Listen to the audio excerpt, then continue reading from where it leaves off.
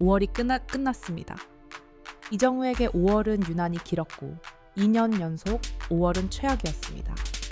이정우는 5월에 27경기 출전해서 어울리지 않게 건 3일 2위의 타율을 기록했고 출루율조차도 0.3이 되지 못했습니다. 최근 12경기로 볼 때는 0.18로 타율이 나쁘지 않았지만 어쨌든 우리가 기대하는 모습은 아니었습니다. 정규 시즌 6개월 중에 2달이 끝났고 이정우는 하루 쉬고 이제 홈 오라클 파크에서 샌디에고와의 3연전에 출격하게 되었습니다.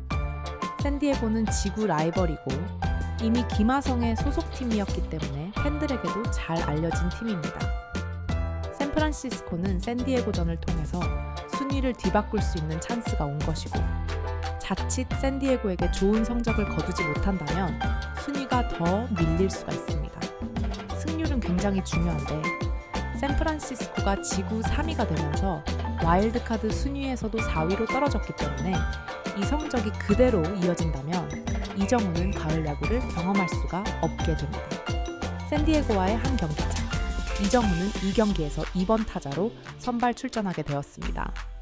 최근 멜빈 감독이 우투수일 때 밀고 있는 라인업인데 올스타 라이벌인 라모스가 1번입니다.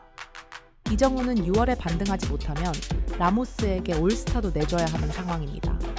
참고로 이정우는 2달 연속 부진한 경우는 7년 동안 단 한 번도 없었던 일입니다. 경기 전 이정우는 인터뷰를 했었는데 시즌을 치르다 보면 업다운이 있는 것이 사실이다. 타율은 크게 신경 쓰지 않고 있다. 어느 타순으로 나가든 상황이 생기면 거기에 맞게 경기하려고 노력 중이다. 5월 팀 공격이 좋지 않았지만 투수들이 잘 던져줘서 선방한 것 같다. 야구에서 선수들끼리 하는 말이 달이 바뀌면 많은 것이 바뀐다는 말이 있는데 달이 바뀌었으니까 또 잘 쳐서 좋은 성적을 내도록 노력하겠다 라고 덧붙였습니다. 이정우가 팬들의 마음을 잘 알고 있네요. 이정우가 6월 첫 경기에 안타를 치고 팀도 승리한다면 시작은 매우 좋은 것이겠죠. 이정우가 상대할 샌디에고 투수는 콜렉이란 투수인데 최대 95마일 정도를 던지는 선수고 시즌 초반에는 매우 잘 던졌지만 최근 3경기에서는 매우 부진했던 투수였습니다. 그래서 이번 경기에서 이정우의 좋은 타격도 기대해볼 수 있었죠. 이정우는 워싱턴 내셔널스전에서 처음 뒤번으로 나서서 3타수 2안타, 1볼넷 1삼진 2득점을 올렸고 당시 4경기 연속 안타 행진이었으며 6경기 만에 멀티히트를 작성했습니다. 또한 2경기 연속 출루 경기를 펼친 바 있습니다. 이어서 마이애미전에서도 2번으로 기용돼서 5타수 2안타 1도루를 선보였습니다. 네, 경기 만에 다시 멀티히트를 기록했고 2경기 연속 도루에도 성공했습니다. 올 시즌 2번으로 나간 2경기에서 모두 멀티히트를 달성하면서 활약했기 때문에 이번 경기에서도 선전을 노려볼 만했습니다. 이정우의 부진을 지적하기 애매한 건 샌프란시스코 타자들 자체가 너무 못하고 있다는 겁니다. 샌프란시스코 타선은 지난 14경기에서 30득점에 그쳤습니다. 계산해보니 경기당 평균 2.1점인 거예요. 12년 만에 최저 득점이라고 합니다. 창단 역사상 가장 극심한 득점 가뭄이라고까지 전해지고 있습니다. 최다 득점이 기껏 4점, 개인적으로 응원하는 것도 정말 힘들었습니다. 진짜 응원 포기할 뻔했어요. 이정우는 거의 이틀을 쉬고 출전한 것 같습니다. 마이애미와의 마지막 경기는 쉬다가 마지막에 대주자로 잠시 나왔고 그 다음 날은 팀이 쉬었던 거죠. 그래서 이정우에게는 6월 첫 번째 경기가 되었습니다. 샌프란시스코 홈 경기인 만큼 먼저 로건 웹이 마운드에 올랐고 지난 경기 1실점을 당하면서 자책점이 올랐지만 홈에서는 메이저리그 최강 성적을 기록하고 있고 샌디에고 타선도 부진하고 있는 만큼 승리에 대한 기대감이 올라가게 되었습니다. 역시나 1회 8개의 공으로 깔끔하게 마무리한 로건 웹이네요. 샌프란시스코 타자들이 역시 방역을 하지 못했습니다. 이정우는 초구에 적극적으로 스윙하면서 좋은 컨디션과 각오를 볼 수 있었습니다. 그리고 계속된 스윙으로 파울로 카운트를 콜렉을 괴롭히고 있었습니다. 하지만 6구째 타격한 것이 살짝 빗맞으면서 높이 떴고 좌익수 플라이볼로 아웃이 되었습니다. 6월 첫 번째 타석은 아쉬운 결과였습니다. 그리고 3회에도 이정후가 타석에 섰지만 1회 때와는 다르게 공을 지켜보면서 더욱 신중하게 접근을 했습니다. 그러면서 볼 카운트도 유리하게 올라갔습니다. 문제는 투볼 상황에서 콜렉은 스트라이크를 던질 수밖에 없는 상황. 하지만 이정후는 이 공을 그냥 지켜봅니다. 그만큼 여유가 있다는 거죠.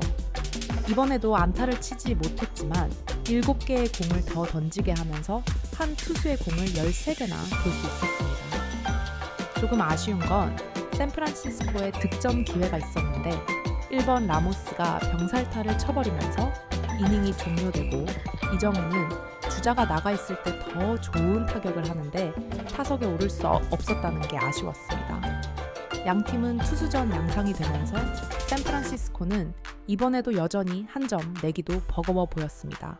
6회 주자가 없는 상황에서 타석에 오른 이정후 역시 콜렉을 또 상대하게 되었습니다.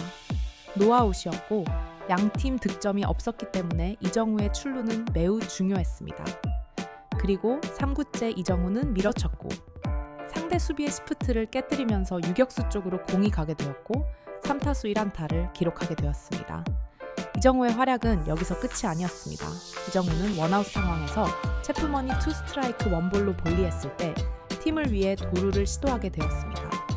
샌디에고 포수의 반응도 매우 빨랐고 2루에 정확히 송구를 하면서 0.1초의 순간으로 판가름이 날 상황, 주심은 이정후의 아웃을 선언했습니다. 그러자 이정후는 마치 이곳이 KBO인 듯 세이프라고 하면서 비디오 판독해달라고 요청을 하는 겁니다. 이정후는 매우 자신했습니다. 왜냐하면 태그가 안 됐다고 믿었기 때문입니다. 주심의 각도에 따라서 확인이 안 될 수도 있었죠. 비디오 판독은 길어졌습니다. 자세히 보니까 이정후는 베이스에 손이 닿기 전에 먼저 공이 온 것을 확인하면서 태그를 피하려고 몸을 틀었습니다. 샌디에고 수비수는 당연히 태그가 될 줄 알았던 건데 이정후가 변화를 줄지는 예상 못했던 거죠. 이정후는 가속력이 붙었다 보니까 피했지만 베이스를 넘어갈 수 있었던 상황인데 끈질기게 손이 베이스를 넘어가자 발로 어떻게 해서든 베이스에 붙이려고 안간힘을 썼고 끝까지 버텨냈습니다. 그리고 최종 판독으로도 태그가 되지 않았고 마지막에 베이스에 발이 다 있었기 때문에 세이프로 인정이 되었습니다. 그 순간 팬들은 이정후를 힘차게 응원해줬습니다. 하지만 체프먼은 이정후를 홈으로 불러들이지 못했고 이어서 샌프란시스코의 본래 주포엔 카라시언이 부상 복귀로 대타로 나왔지만 유격수 땅볼이 나오면서 이닝이 종료되고 말았습니다. 그리고 소개하기 좀 민망하지만 7회 이정후는 가장 결정적인 순간 타석에 들어서게 됩니다. 투아웃 만루, 이 앞선 타자들이 볼넷으로 출루하면서 바뀐 샌디에고 불펜 투수는 100마일을 던지는데 이정후가 아쉽게 삼진을 당하면서 기회를 무산시키고 말았습니다. 팬들이 목 놓아 이정후를 응원해줬지만 보답하지를 못했습니다. 그리고 9회 말에 투아웃에서 5번째 타석이 올랐는데 역시 삼진으로 물러나면서 안타는 쳤지만 이게 기대했던 건 아닌데 5타수 1안타가 돼버리고 말았습니다.